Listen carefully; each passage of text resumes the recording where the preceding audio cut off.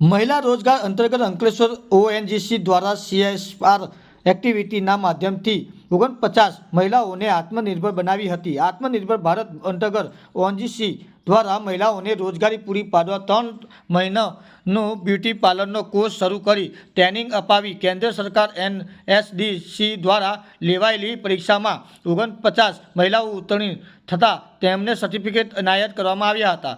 सामाजिक उत्थान माटे सदा अग्रेसर अंकलेश्वर ओएनजीसी CSR टीम द्वारा सरकारना आत्मनिर्भर भारत अंतर्गत खास करीने ग्राम्य विस्तारनी महिलाओने रोजगार मळी रहे तेवा प्रयत्न शरू कर्या हता।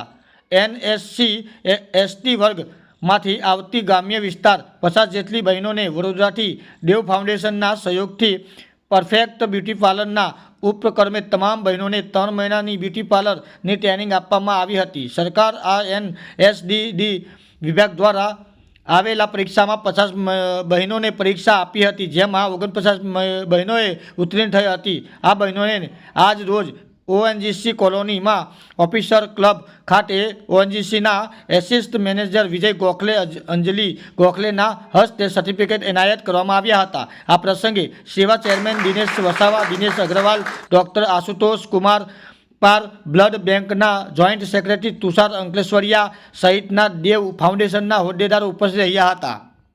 मारू नाम पटेल रितिका अशोकभाई है। हूँ अंकलेश्वरनी वतनी छूँ। हूँ देव फाउंडेशन अने ओएनजीसीनो खूब खूब आभार मानु छूँ कि हूँ मोदी साहेबનું સપનું સાકાર કરવા આત્મનિર્ભર રીતે બ્યુટી પાર્લર તાલીમ સંપૂર્ણ કરી છે અને સર્ટિફિકેટ પણ મને આપવામાં આવ્યું છે।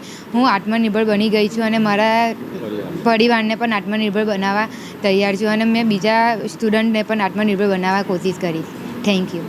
आत्मनिर्भर बनाने के कार्यक्रम के अंतर्गत ओएनजीसी ने CSR के थ्रू देव फाउंडेशन और परफेक्ट ब्यूटी पार्लर के साथ मिलकर करीब 50 SC ST जो नियर बाय गाँव की लड़कियां थी उनके लिए एक रोजगारोन्मुखी कार्यक्रम बनाया, जिसमें हम लोगों ने उनको ब्यूटी पार्लर की शिक्षा दी।